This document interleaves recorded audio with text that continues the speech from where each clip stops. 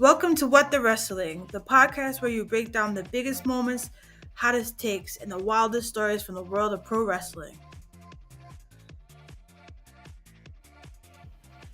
Whether you're a diehard fan or just stepping into the squared circle, we're here to give you the real scoop on everything happening in the ring. I'm your host, RJD, and we're about to take a ride through the latest and greatest in pro wrestling. Get ready for all our hot takes, deep dives, and all the wrestling you never knew you needed.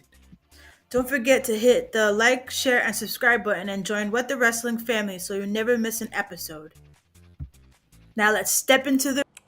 You're listening to the What the Wrestling podcast, the show that brings you all things wrestling with your host, RJD.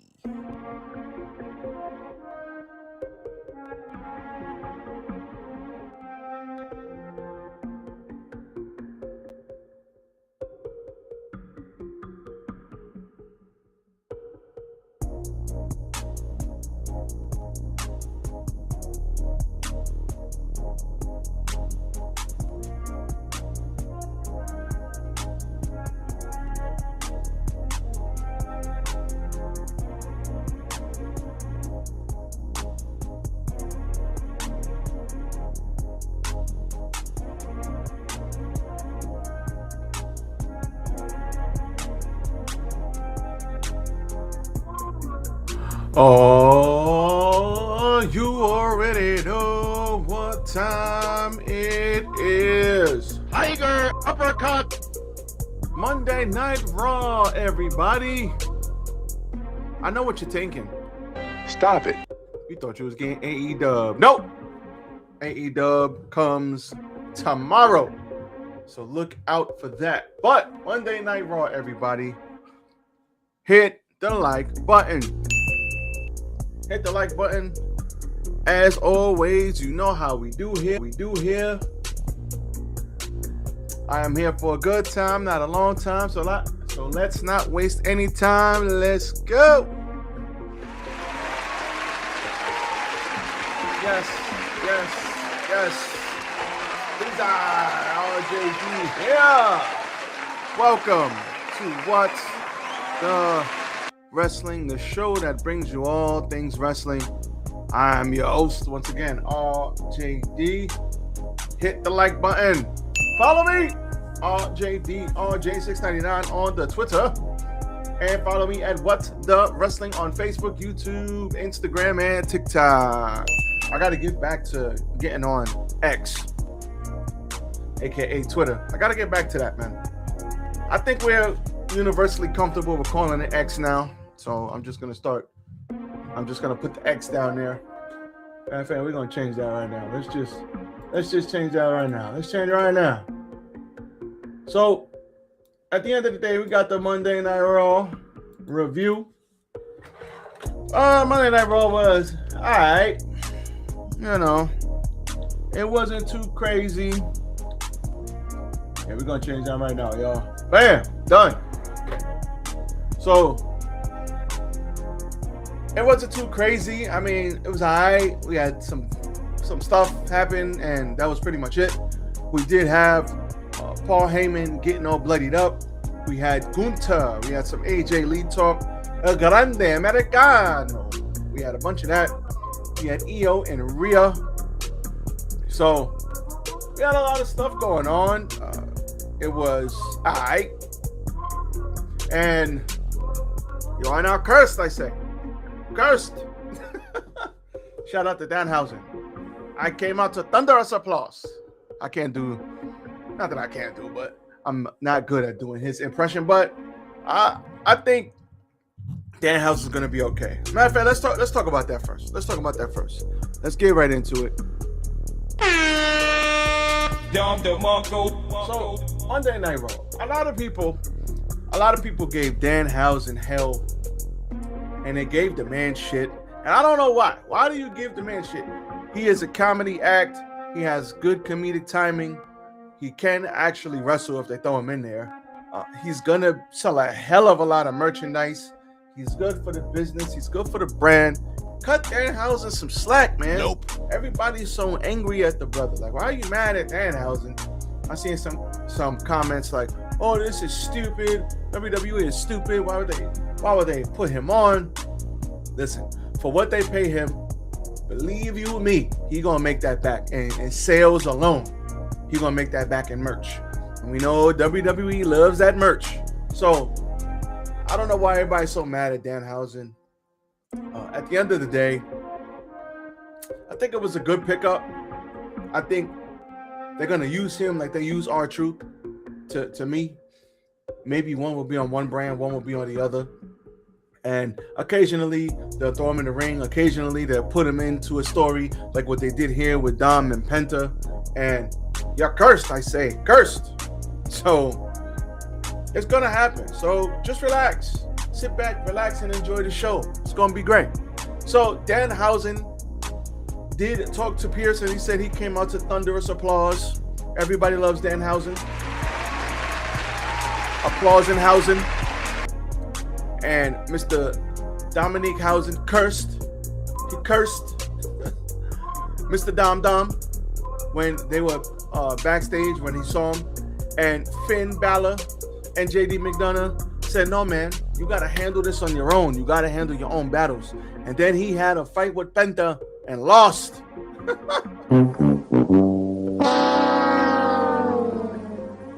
So we are now in the Cero Miedo era of the IC title. Shout out to Penta, man. Penta's great. So, good back and forth match. Dominique was in a bit of trouble towards the end, and Mysterio looked for help, but he told the Prince, JD McDonough, listen, he's got to do it on his own. He went to go try to help him. He said, no, he's got to do it on his own.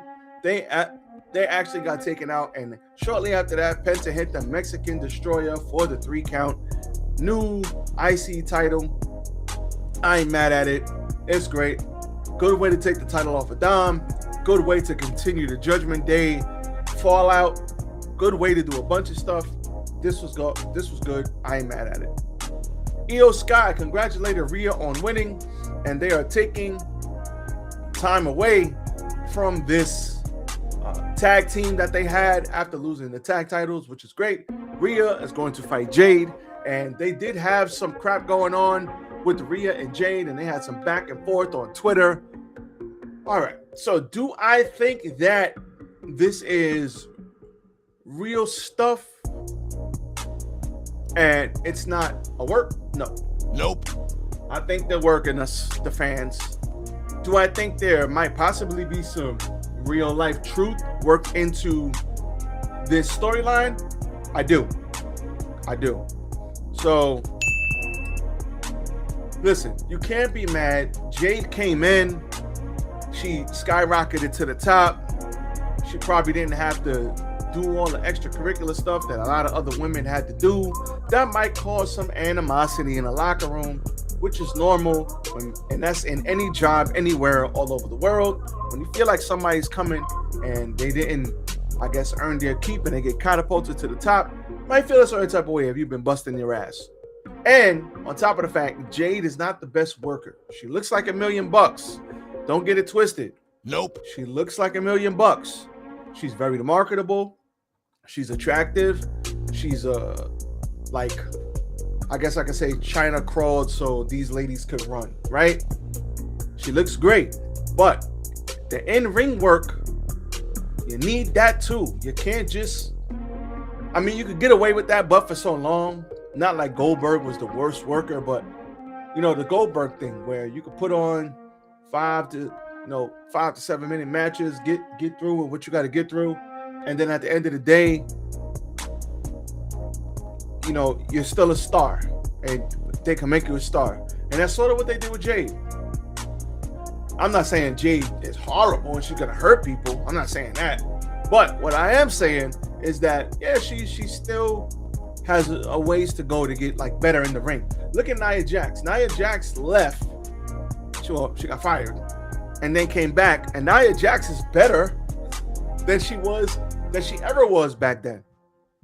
And Nia Jax, you know, she's still occasionally somebody might get hurt, but she's so damn big and strong it's like, and shout out to her I saw her episode of Chris Van Vliet, getting more into her spirituality, losing well over 100 pounds. She said got more ways to go, and now she's more confident and comfortable in her skin and who she is. That's awesome. And it shows on TV. She's way better.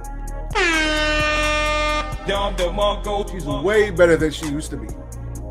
So I think Jane she got a little way to go. She got to get better. That's all that happens. But they're working us. They're going to put on a good match at Mania. And we'll see who comes up winning. Derula Obafemi came out because Rusev was like, I'm tired of this. I want to fight you. And Derula said, the time for talk is over. I'm here for a fight. Get your ass into this ring. And then they fought. He clotheslined Rusev out of the ring. I don't know if that's going to necessarily be the WrestleMania match because we got 6-7 weeks till Mania. That's a long time. But I think this is a good match for Oba and Rusev. Rusev is great. I think Oba is really good. And I think these two are going to have a good big dog match. We had El Grande Americano with Rayo Americano, and he gets the win. El Grande does. The original El Grande. And he gets the win with the Chaos Theory.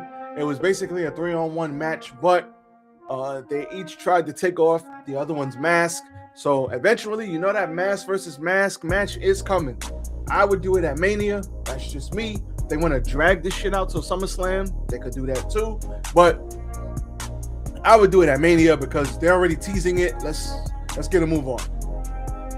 And we had AJ Lee out there, and she said she wants to defend her newly won Women's Intercontinental Championship match. She said the next time she enters the ring, it will be for a title defense. She told the women in the locker room, come if they dare. If they believe they are championship material, a gauntlet match to determine the number one contender was announced for next week's Raw. I fully expect whoever wins that match to be somebody that could take a loss. It might be Ivy Nile. It might be, I don't know. It's not going to be somebody OD. Maybe not Ivy Nile, because they're going to put somebody credible, but then we're going to look at and say, I don't think you're going to win.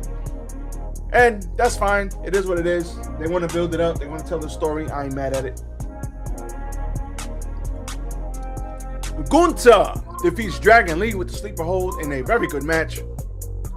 Gunther reversed Operation Dragon into the sleeper, at which point he ripped off Dragon Lee's mask. Come on, man. You don't do that. You stupid. You don't do that.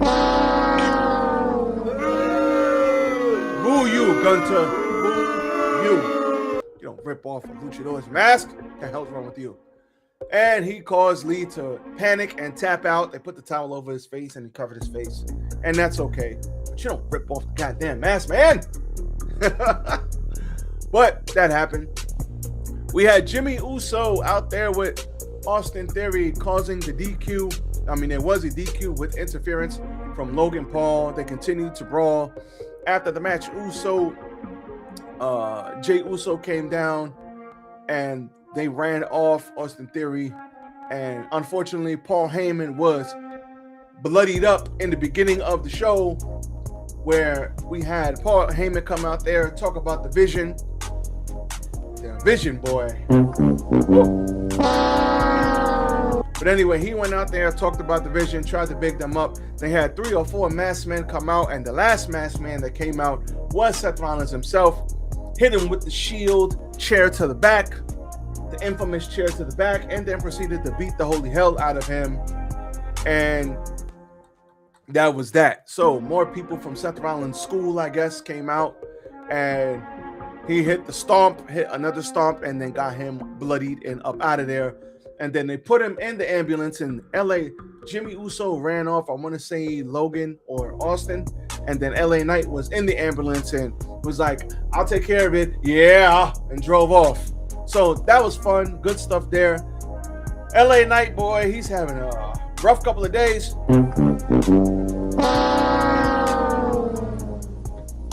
We know LA Knight had the botch We know he got nut checked and then pinned. It's okay.